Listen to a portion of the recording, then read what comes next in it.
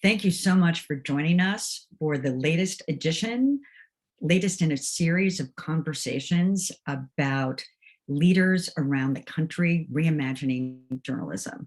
This is part of the Shorenstein Center's News Innovation series, and we are delighted today to welcome an extraordinary group of founders of organizations that are not only filling critical gaps in reporting, but they are changing the way journalism is produced, journalism is delivered, and the way that journalists engage and serve communities. So today, please join me in welcoming Elizabeth Green, who is the co-founder of Chalkbeat and the co-founder of the American Journalism Project, Amanda Zamora, who is the co-founder of the 19th, Akoto Ofori-Atta, who is the co-founder of Capital B, which is a brand new news site launched just in January of this year with a national hub and the first of a growing number of local news sites based in Atlanta. Also today we have Charlie Sennott, who is the founder of the GroundTruth Project and the co-founder of the GroundTruth Project signature program, Report for America, and Tina Rosenberg, who is a co-founder of the Solutions Journalism Network. So we're going to get to the conversation right away, and then we welcome your questions. So please put them in the chat, not in the chat, I apologize, in the Q&A, section right there on your Zoom bar, and we will get to as many of your questions as we can. So first, I'd like to turn to Elizabeth.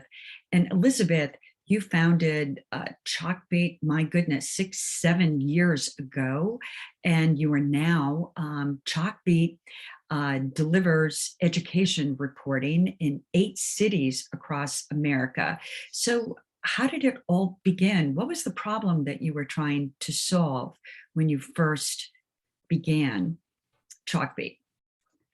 So I was a reporter in New York City, covering education in New York City at the New York Sun in 2008, when the editor-in-chief gathered us all in the newsroom and said, "We're probably going under. I'm going to try to stop that, but we're probably going under. You might want to look for other jobs." And that was 2008 financial crisis. We were not the only local paper that was affected by the financial crisis, nor would we be the last that was affected by underlying economic change in our industry. That moment for me was a turning point that pushed me to take a small private WordPress site that I had been using as a way to try to ask my editors for more flexibility to publish more regularly, and say, this is something I really care about. I've always wanted, for as long as I can remember, I've always wanted to cover issues of equity, and education was my passion. And so how am I going to do that? And by the way, how is anybody going to do that in this country? So I kind of began a somewhat reluctant and certainly interesting journey of accepting responsibility for not just the journalism, but the business model to support the journalism. And so that is how Chalkbeat was born, asking the question, what would it look like if we had a business model that was not constantly in conflict with our journalistic mission of serving communities and their needs, but actually was designed as much as possible to support community information needs. And we've learned a lot, we've evolved, we've launched a new topic area, as well as expanding to new locations. That's VoteBeat, which I can tell you more about. But that was the origin story, was let's find a business model that's more in support of the mission. And you're now operating in Philadelphia, in New York, in Newark. What are the other cities? Detroit, Indianapolis, we cover Colorado, the Denver Metro Front Range region, but also some rural coverage in Colorado. And I don't know what I've missed. Memphis, Tennessee. Memphis, yes. And we in VoteBeat, we're about to launch in 4 states to get started. So we've also not only been able to answer communities' needs in more states than when we started, which is just New York City for me, but we've also been able, Chicago, I don't know if you mentioned Chicago. We've also been able to expand each of those local teams too, and the resources that they have to serve the community. Great. And later you'll have to tell us about the American Journalism Project and how AJP began, because it is producing just stunning success across the country. Yeah, happy to do that. Yeah. And Akoto, in January, oh my goodness, you with Lauren Williams launched Capital B. And tell us about your model. You have your national newsroom. The vision is for local news sites across the country. And tell us how Capital B began and how it's different from other organizations. Sure. Thank you so much for your enthusiasm about Capital B. I appreciate that. So yeah, in June 2020, I had connected with my dear friend Lauren Williams, who was then the senior vice president of Vox, who I actually met and became very good friends with 10 years earlier when we were junior editors at The Root, which is a Black digital website at the time owned by the Washington Post.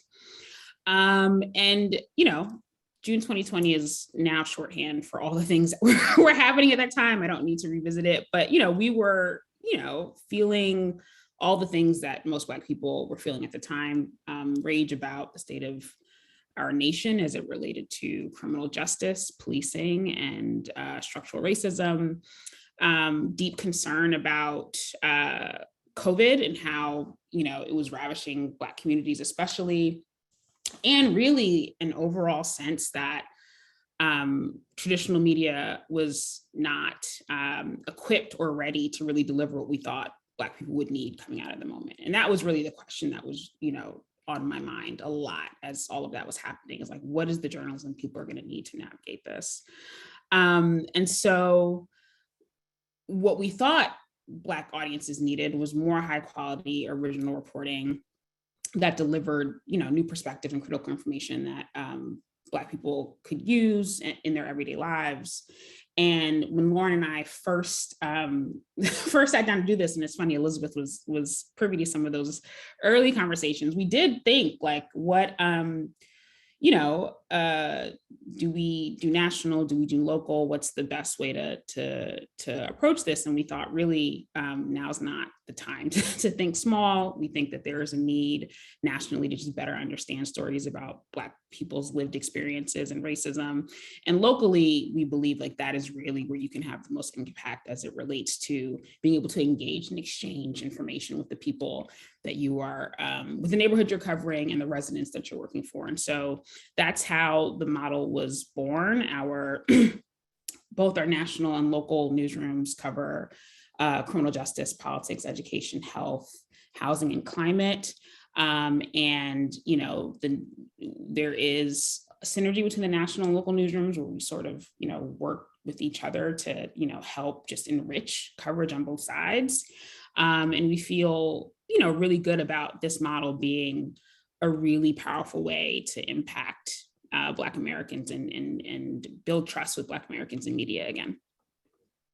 And one of the things that I hope that you'll share more with us later is just how you engaged the community in Atlanta to help inform what was the best and way to not only deliver coverage but engage the community in creating that coverage.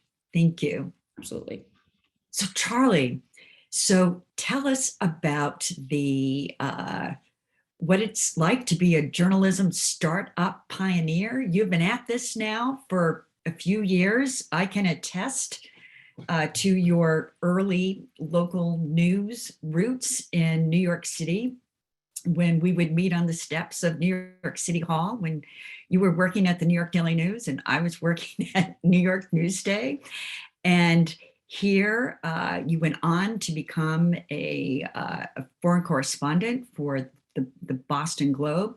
And from that experience, you became really one of the very early journalism startup pioneers. So what brought you to Ground Truth and Report for America? Thanks, Jennifer. You started in the perfect place, the streets of New York City. That is where I was a cop reporter. I mean, I covered police, and I thought of myself very much as a local reporter at the New York Daily News, which is New York's hometown newspaper. And I think it's just an interesting anecdote it's kind of involved, but I think I can do it really quickly. I was a police reporter. It was 1993. There was a very loud bang in Lower Manhattan, and it was the first World Trade Center bombing. And I went there as a police reporter. I began to cover the story. I began to break the story the way a local reporter would. And my editor said, you should go figure out who'd want to blow up the World Trade Center and why. And you should follow this story. That led me all over the world. And it eventually led me to becoming a foreign correspondent for the Boston Globe, who hired me to become the Middle East bureau chief because of the reporting I did as a local reporter in New York. But it's a long journey, but 8 years later, sadly, we all know 9/11 happened. But I'd had 8 years of reporting that story prior to that began locally. And, you know, most of my work as a journalist has been international, but it always grounds back to local. Even when I thought of being there on the ground for the Boston Globe and being one of the first reporters into Afghanistan after 9/11, the planes left from Logan International Airport in Boston. This was a local story. It certainly was for the New York Times. It definitely was for the Globe as well. It touched all of our lives. It changed all of our lives, but I always thought of it locally. So, you know, the journey here. I loved doing international news. I began to see it falling apart. So I started the GroundTruth Project as a way to have a nonprofit that would be dedicated to supporting a new generation of journalists, to really take the next generation of journalists and give them a chance to have the resources they need to go into undercovered corners of the world and report on those communities in a way that could serve those communities. That's the original mission statement. And in 2016, seeing our own country get so polarized and really come apart, I finally called my friend Steve Waldman, who I'd known for years, and said, remember that idea you had about Report for America, that the crisis in education has Teach for America? Why doesn't the crisis in journalism have Report for America? And we began talking about how we could really do this. And Steve's architecture, his vision for a service program that could come in and try to really report from here, really spoke to me, because I've never seen a difference between global and local. So that's really the impetus for us getting rolling on Report for America. It was to recognize that I had all this highfalutin stuff I was doing about divided societies and struggling democracies. We live in one. Remember the comedian Sam Kinison? And he would like shout the obvious. We live in a divided society and a struggling democracy. So it felt like the perfect time to take the ground truth idea, but create something out of Steve's vision for a real service program and model it. His architecture has been beautiful in its simplicity, and it's allowed us to really grow it. So we now have 325 reporters in all 50 states across 220 newsrooms. That 325 number is being selected right now. They're in the final selection process. The end of this month, we'll be announcing them. In June, they will roll into these newsrooms, and it is every corner of America. And it is bound together by the idea that we want to ask newsrooms, what is the most undercovered corner of your community that you have? How can you assure us you'll go at it from a public service point of view and mentor and edit the reporters? And then we select the newsrooms based on that through a competitive selection process. And then the part of pairing the reporters is extraordinary, right? We then take reporters who want to serve in these communities, serve those local news organizations. And we have had just an incredible outpouring of interest and a very tough selection process. But through thousands of applications, we now have this 325 who are going to be the final and the finalists this year, and the largest single cohort we've ever put in the field. So we're really excited about it. And the other aspects I think we can get into later, Jennifer, about sort of the community news funds and some of the local fundraising aspects we're trying to help our news organizations figure out. The simple math on this: GroundTruth is the 501c3. We work with Report for America to fund half the salary of those reporters. And then we help the local newsroom to raise the other half. And that's been, I think some of the success has been the simplicity of the formula. And really all credit to Steve Waldman, the co-founder, who just really has forced us to do something that is scalable. And we're really excited about where it's going. And we're also all very thankful for all of the work that Steve has been leading with the Rebuild Local News Coalition on the policy front. It's really an important expression of all this. And just a brief full circle, and I don't know how much it would be of interest to the audience, but remember, we started globally. Report for America has had this incredible success. It was even featured on 60 Minutes a couple weeks ago. But we've now taken that global work we used to do and shifted the model to Report for the World. And we think this crisis in local news is global.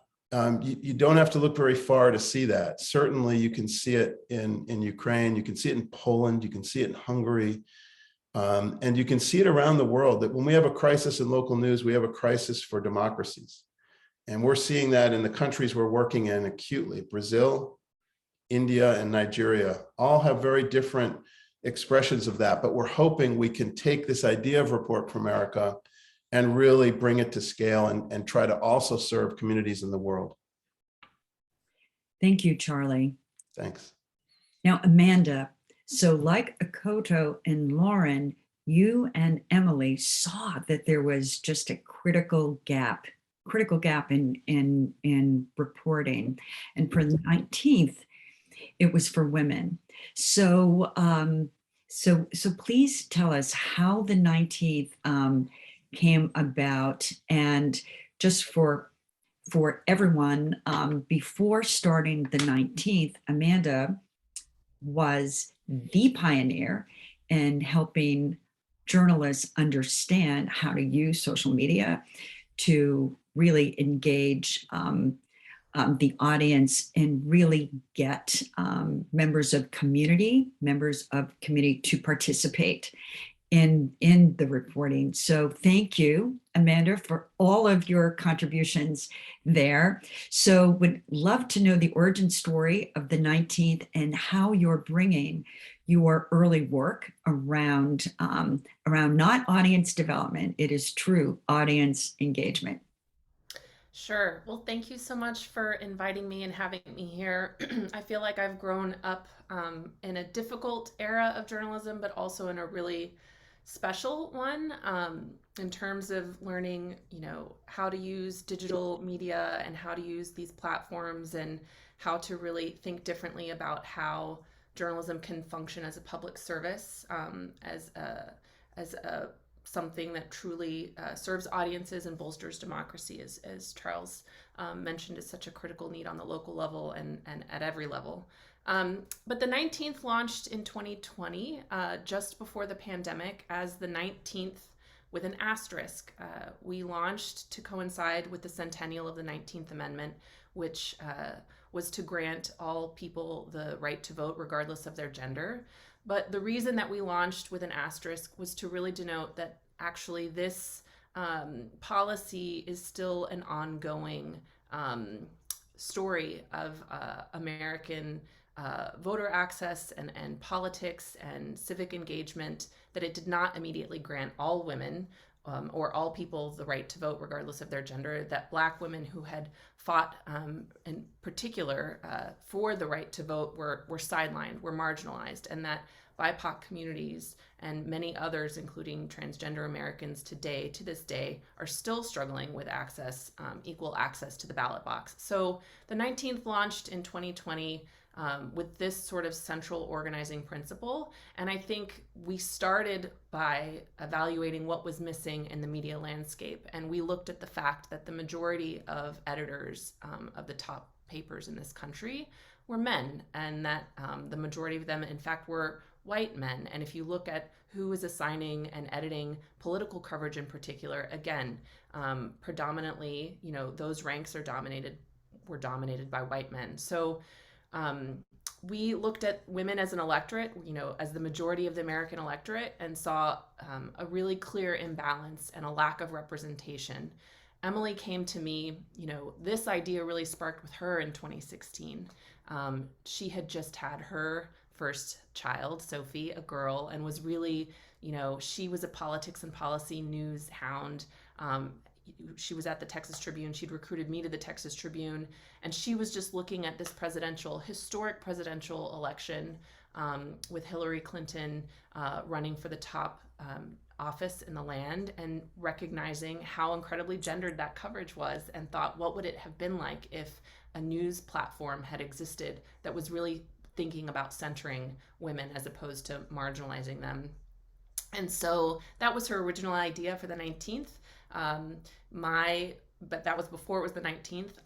My twist, my request to her was that if we were going to do this, if we were going to leave the Texas Tribune to launch this news organization, that we really think about not just doing it for women, but doing it in a way that creates a platform that is as diverse and nuanced as the women's electorate.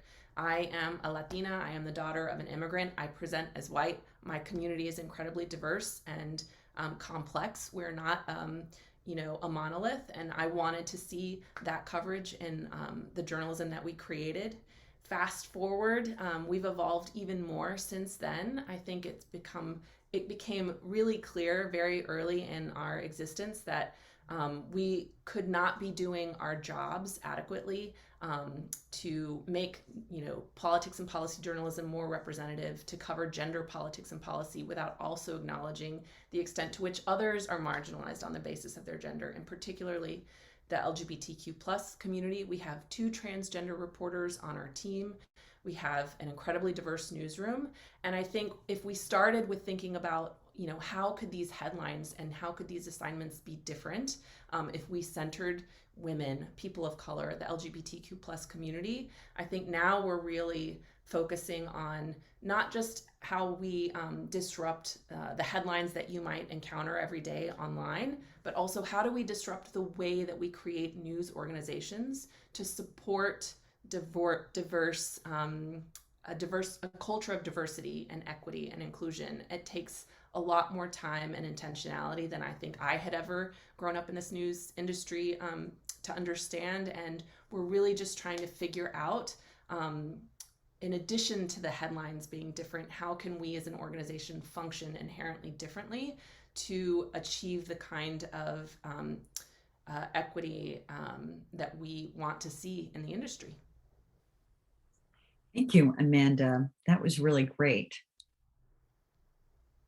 And Tina, when you became one of the co-founders of the Solutions Journalism Network, you had already had an extraordinary, impressive career as a National Book Award winner and Pulitzer Prize winner.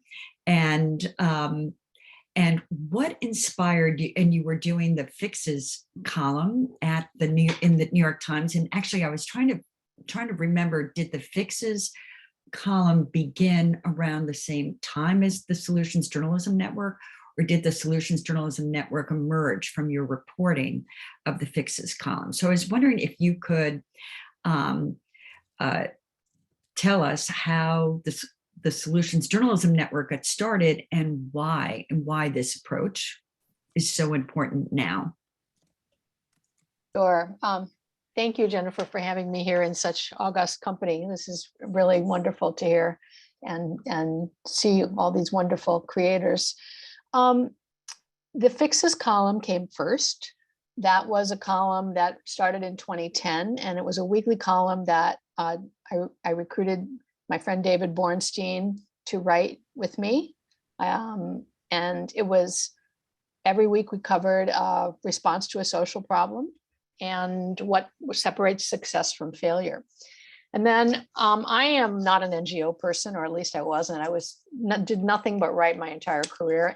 But David, however, is much more thinks like an NGO person. And he said, let's spread this around. Let's start an NGO to spread this idea around so everybody can cover solutions.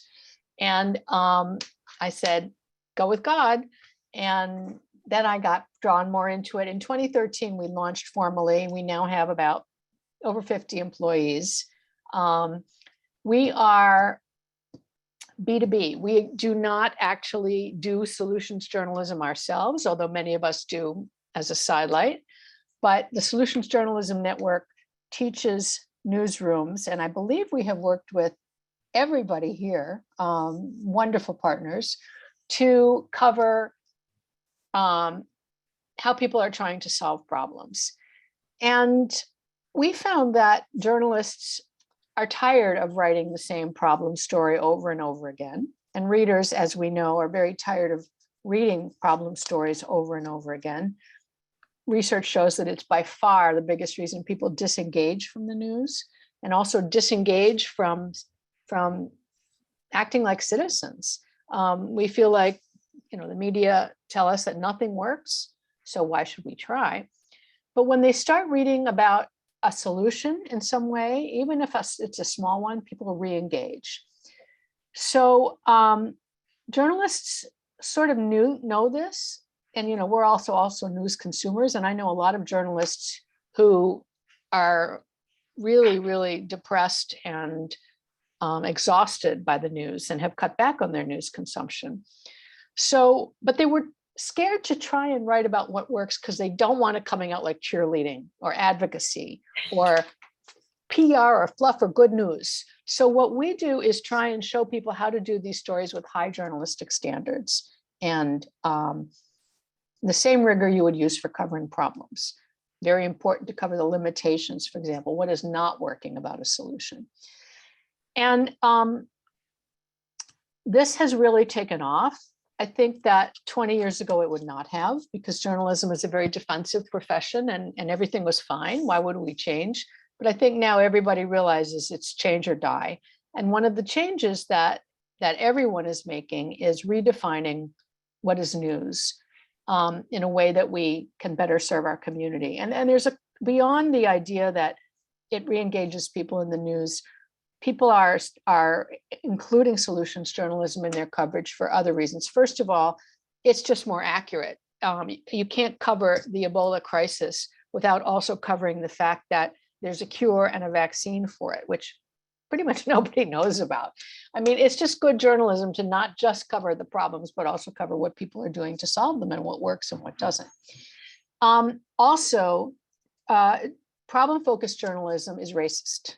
And we cover minoritized communities in large part through the stereotype that most applies to them.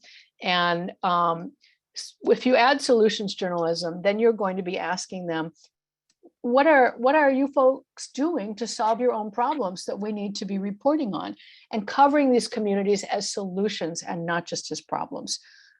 Journalism has created a narrative of a lot of Black and Brown communities that is racist and underscores all sorts of other racism and racial injustice, because it sets the narrative for how we view those communities if we don't know them personally. And so it's really important, I think, to broaden our view of what is news.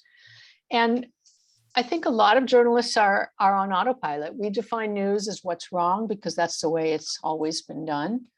But that God didn't write that down. I mean, we have invented that, and we can reinvent it. And so we're helping newsrooms to do that. And we also collect stories that are solutions journalism in our story tracker.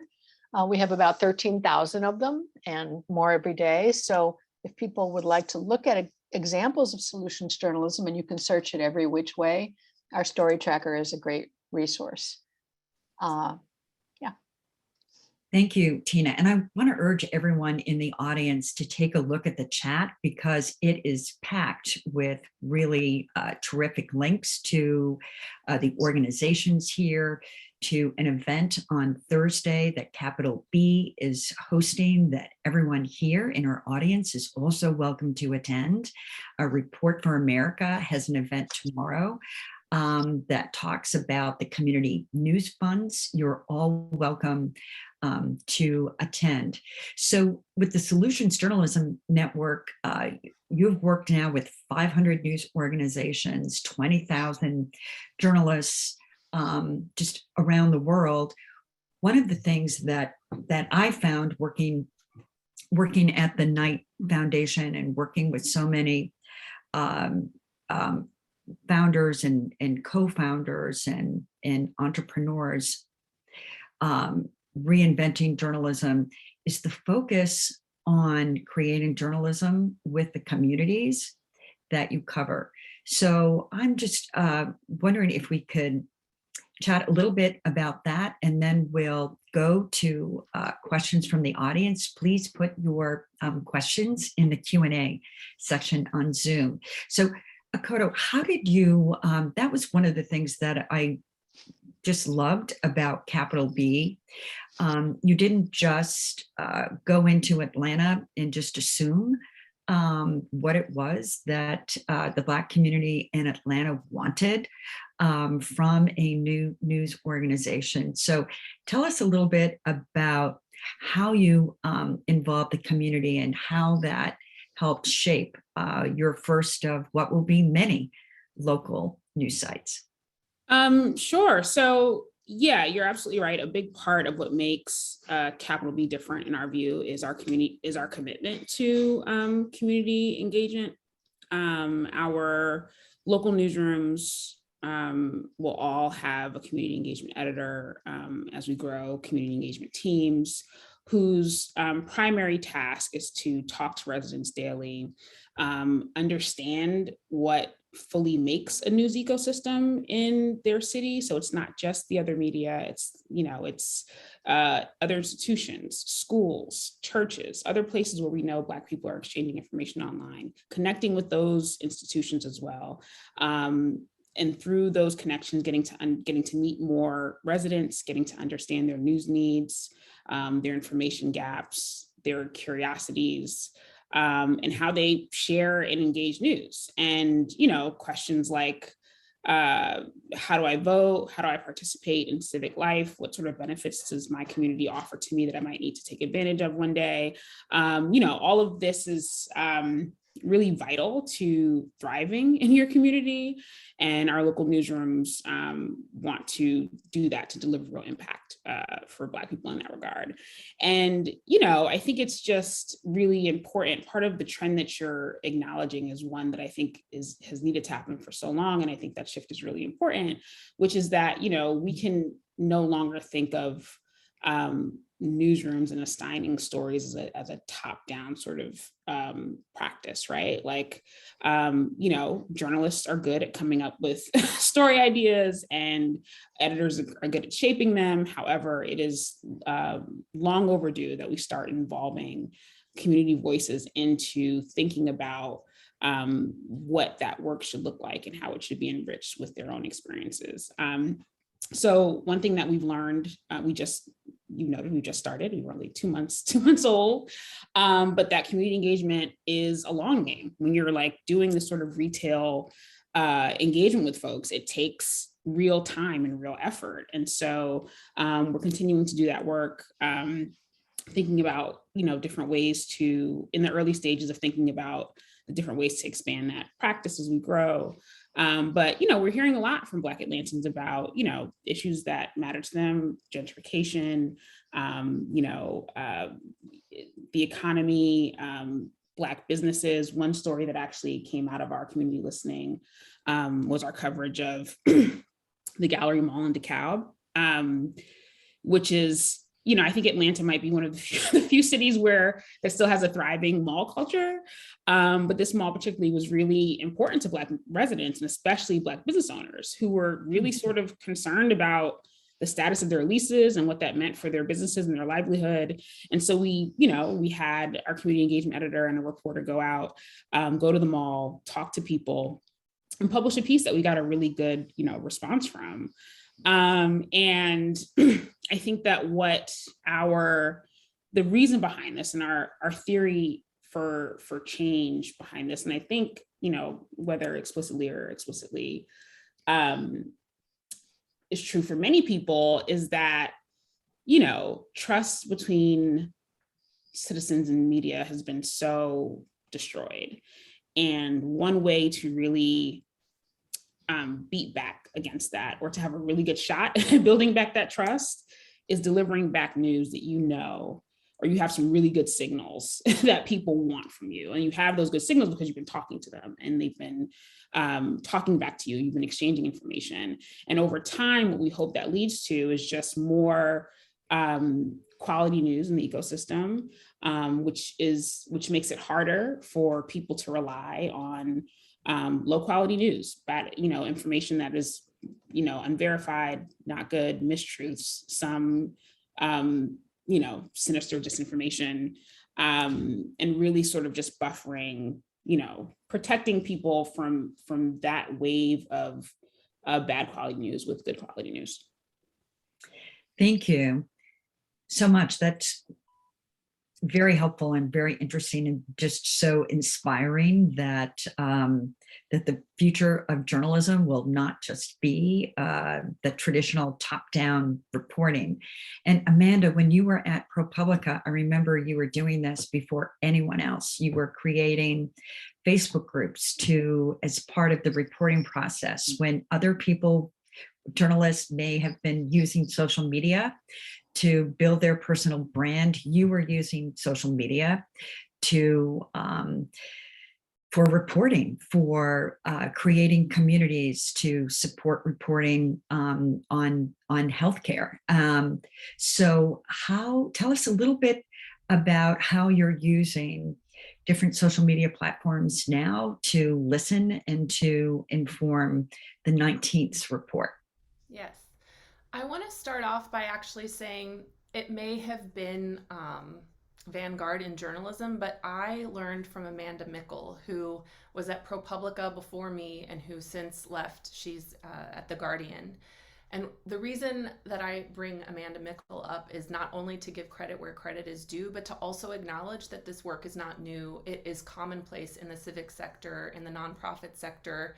And what Amanda opened my eyes to, and what I've sort of carried with me ever since, is just this idea that community engagement and organizing, that again, even Tina was sort of saying, like, journalists are kind of allergic to these concepts that work really well in other spaces, but the idea that, having that ground game, listening, these are things that, campaigns are doing with regularity that we report on, but like to think about how we could incorporate some of those tactics into our own work. That was the secret, right? Making people a part of the story helps them feel invested in the story and in the outcome of that story. So that's what I learned at ProPublica and what I have tried to sort of do since. And I would say, the two sort of other essential ingredients I think of, at the 19th, again, when we established the mission and set out a vision, we did decide that community would be a cornerstone of what we do.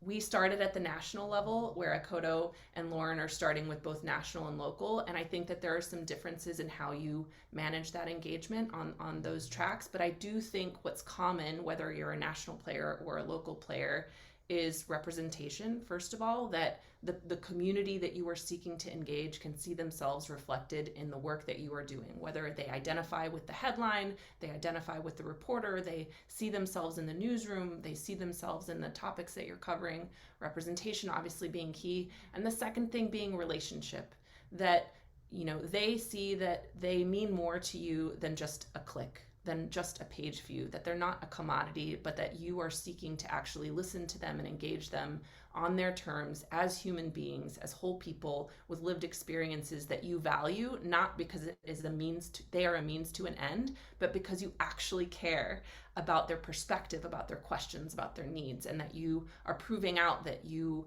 want to serve those needs with the journalism that you create. So if that sort of being the baseline, that those are the kind of key ingredients, we started at the 19th on a national level by doing that kind of listening, not just our social team or our audience team they live on the internet, whether it's Instagram or Twitter.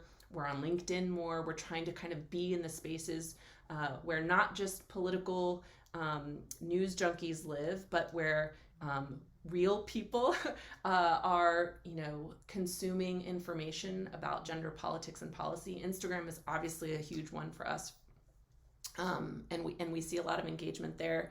But listening in those spaces, our reporters are also, it's not just something that the audience team does. It's in the DNA of the entire company. The reporters, when they're online, they're paying attention to how people are sharing their stories and the questions that they have and following up. They're asking people to share their stories and for tips. We're doing call outs, whether it's how abortion laws in Texas or beyond are impacting people, or to how COVID affected frontline workers. I mean, it's just part of our storytelling, but it's also part of the way that we build. Our product team is really thoughtful about thinking about the user journey. When you sign up for a newsletter, the first thing you get is a hello from our newsletter editor, and why did you follow the 19th, and what would you like to see from us? So we're trying to sort of infuse it in everything that we do. Our next frontier really is doing more of what Akoto is doing. Local doesn't scale in the same way. It is high touch. It does take dedicated resources and intentionality and commitment.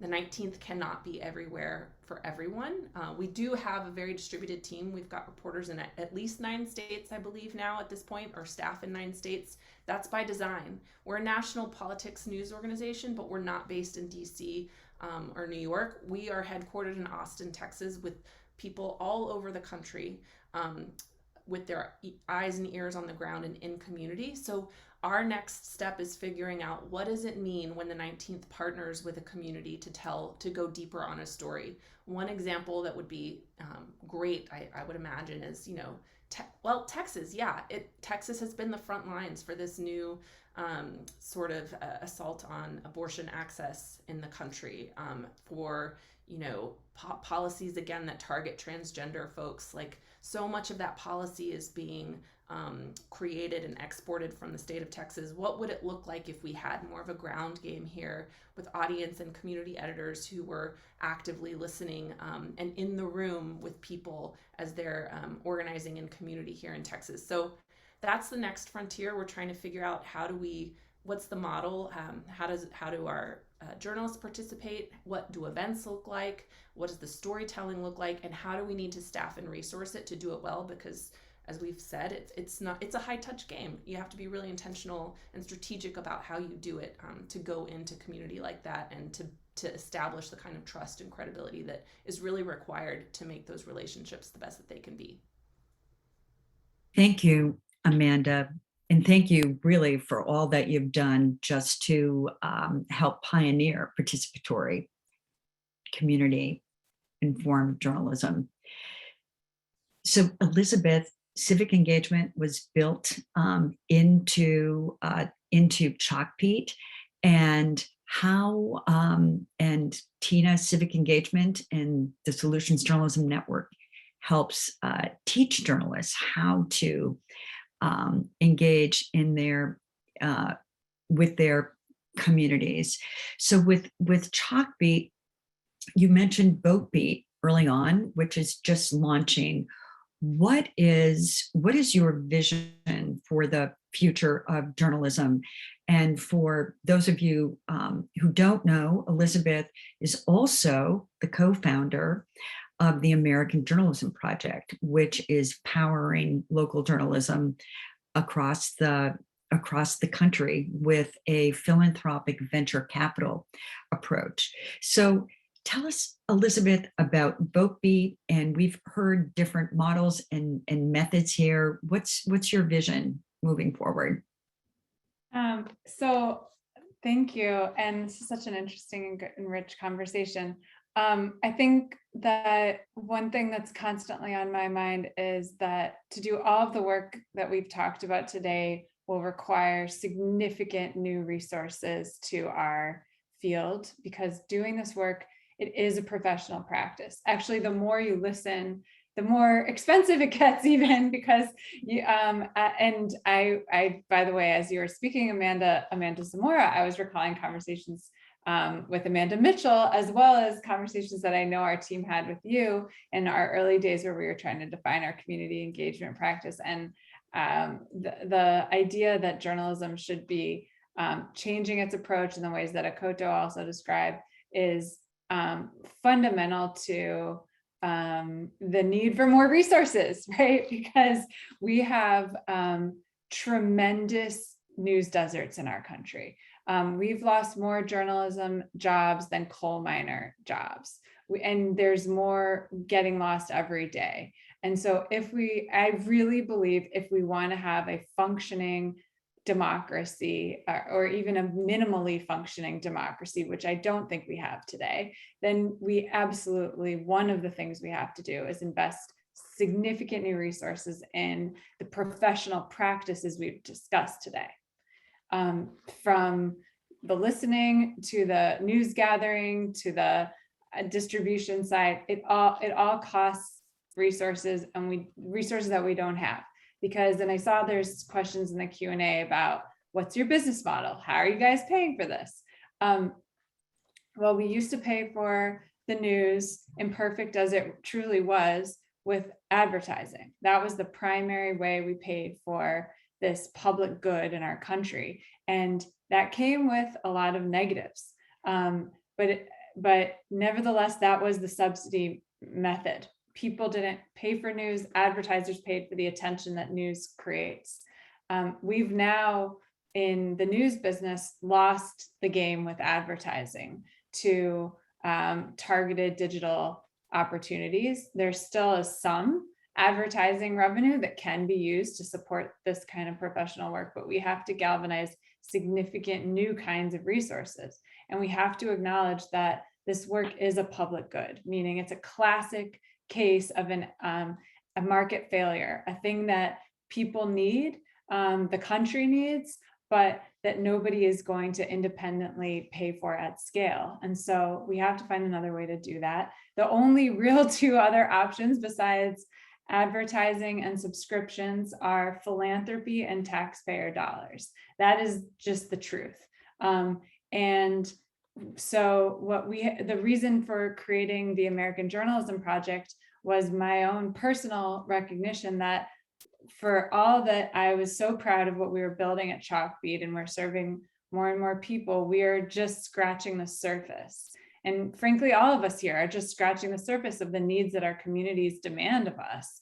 And so if any of these organizations, actually two of which didn't exist at the time of creating the American Journalism Project, we're going to serve those needs, we're going to all have to grow significantly. And we're going to have to create new institutions that we haven't seen before, that look like NGOs, as Tina said, not like commercial businesses. And so what is my vision?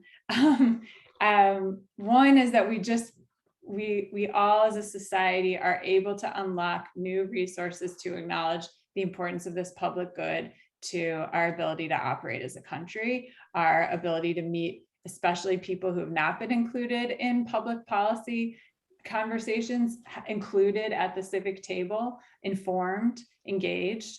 Some more resources.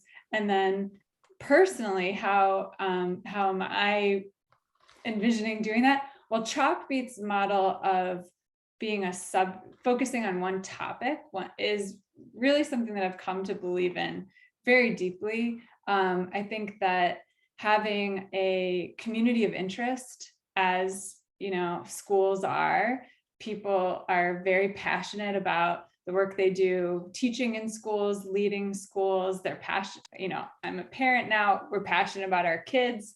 And if you're a kid, that's your life kind of is your school. So you really care about it. You want to talk about it. You want to have a voice in how decisions are made that affect how education is structured.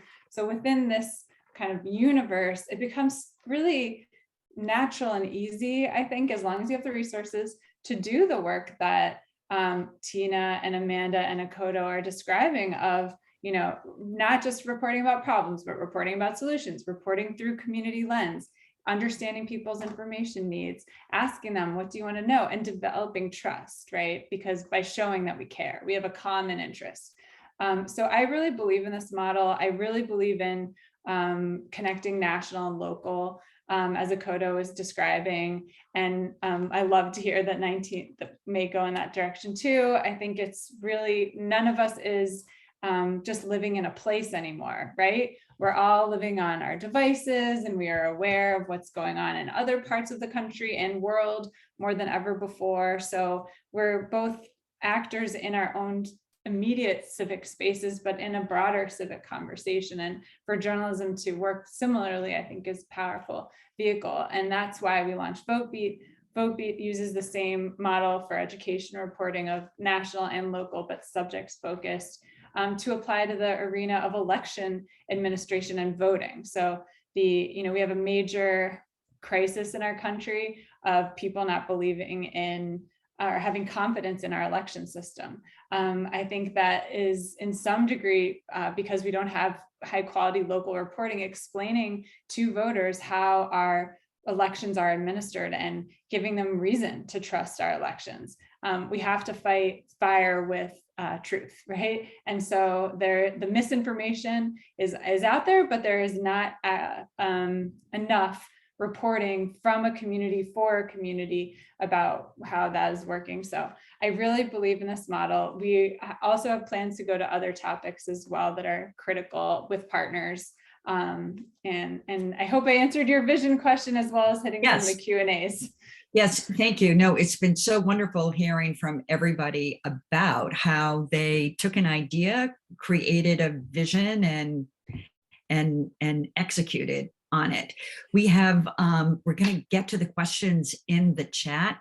One of the questions is, how shall the imagined future of news deal with online disinformation? Here at the Shorenstein Center, the Technology and Social Change Project, it has scholars from all over the world, led by Dr. Joan Donovan, producing really important research about disinformation and the media manipulation. .org is the casebook that helps journalists and the public understand how disinformation moves. So what is how should journalism and journalists deal with online disinformation? Can I take this, Jen? Yes, please.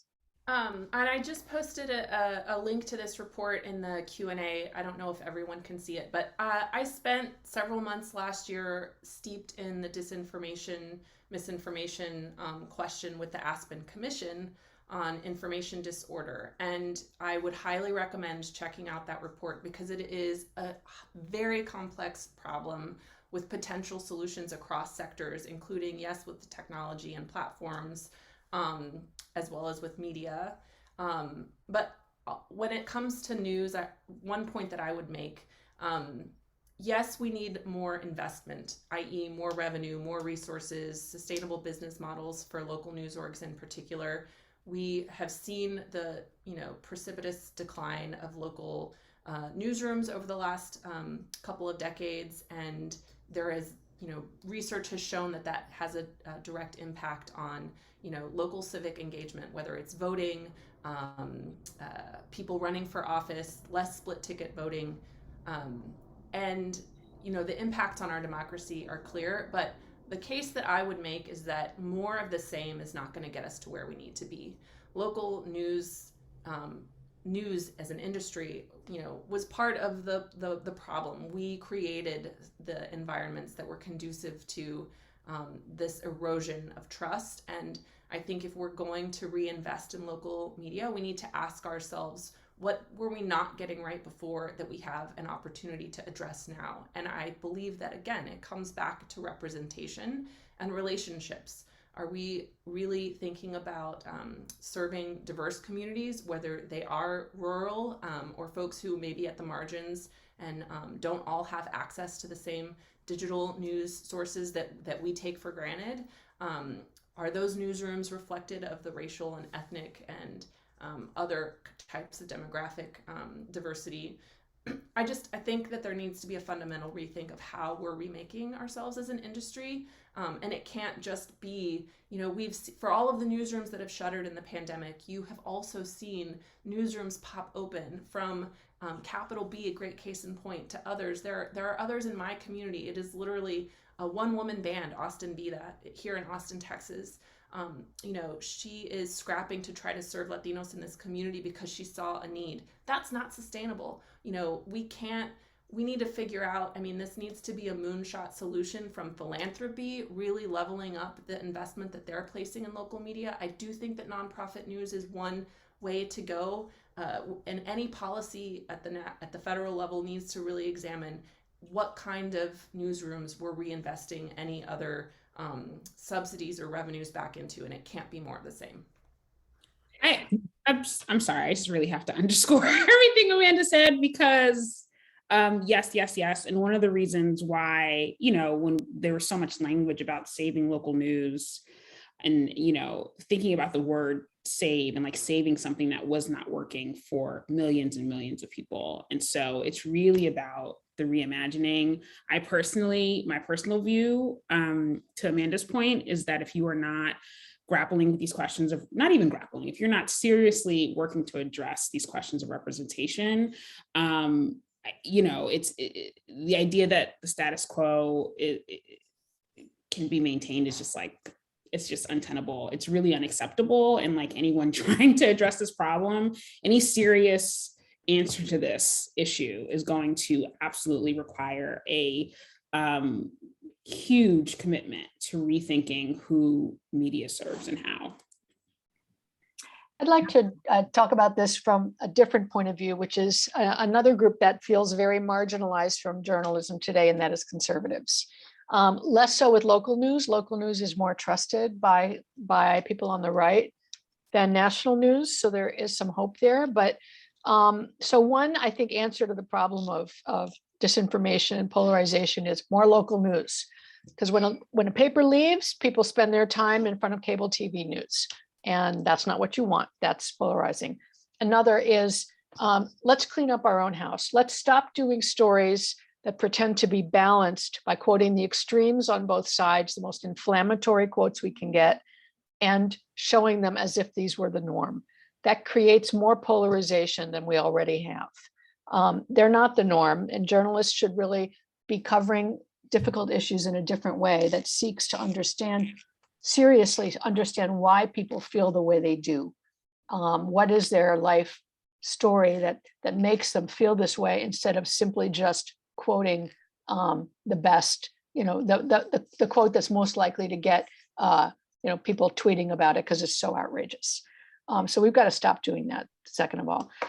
Third of all, one of the reasons that journalism is not trusted is that many communities, and this includes obviously Black and Brown communities, but also communities on the right, is that they don't feel that journalists have their back. In journalism, we feel that investigative journalism is the highest form of journalism, and that is absolutely true. But for many people who are civilians, not journalists, it makes you feel that the paper is sitting there sniping at the city from the side, rather than working with us and being a valued part of the civic landscape. We obviously should not give up on doing investigative journalism, but we also need to show that we are a part of the community in a different way by doing solution stories. Those are very important in turning a news organization into a trusted civic leader. And it's also important for the audience to know that the Solutions Journalism Network, by taking their approach, they have fostered collaborative journalism efforts across the country that are doing just that, really just building trust in journalism. And the reason Jen knows about this is that she was the funder of these projects when she was at the Knight Foundation. I was just So going to thank say you, that. Jen. Yeah. There needs to be a big shout out here to you, I think, as well, Jennifer. Do we have a minute that I could just maybe share one closing thought, or are we okay for time? We all right? Yes, we're okay for time. I can't let this end without saying this is an incredible conversation. These are heroes, and I'm really proud to be in the same space with every person on this panel. And women are very much in the forefront of a movement in journalism that is going to reshape it. And thank God it needs to be reshaped. I feel thrilled to be part of closing the curtain on what used to be called parachute journalism. I know I am a self-confessed parachute journalist. I did it for a long time. I'd go into foreign countries. I'd go to big national stories. It's impossible to think you can do the kind of journalism that can serve communities that way. So I'm really energized by this movement, but I think one of the things that's energizing the movement is that it is community-based. So for me, the insight with Steve coming in, and we started to talk about community-based ideas and service, that's the key. So if we listen to the communities, they define the needs, and then we can go out and try to fulfill those needs. And we've seen this in practice, right? So we've seen, we were putting out the call for applications to Report for America, and there were a lot of them coming from Minneapolis right before George Floyd, 6 months before, saying that this community needs to be covered. So we were able to put 6 Black journalists on the ground in Minneapolis 3 weeks before George Floyd was killed.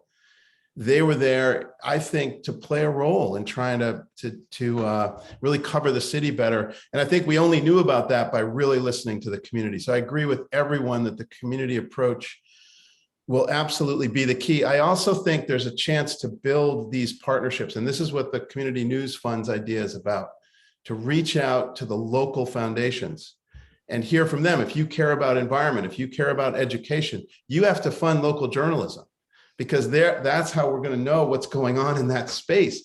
So I think there's this chance for us as journalists to get a lot better at telling the story of our crisis. We've got to really say it and tell it, and great examples of doing that here today. But we have to work to get the community, really smaller community foundations that haven't seen an investment in media as part of doing their work, to realize this is their chance. So that's what the Community News Fund model is about. There's really great work. This is a 40+ page report. And the event tomorrow is intended to show the work we've been doing on trying to give communities the tools they need to build these funds to really keep going in this movement. Thank you, everybody, for such an inspiring conversation. And all of these discussions are recorded, and you'll be able to find them at the Shorenstein Center's webpage. The News Innovation Series has just been a wonderful way for people to learn about what terrific, amazing, wonderful work that is being done all across America, and by all of you. So thank you very much for joining us today. Thanks, Jennifer. Thank you so much. Everyone. Thank you. Bye-bye.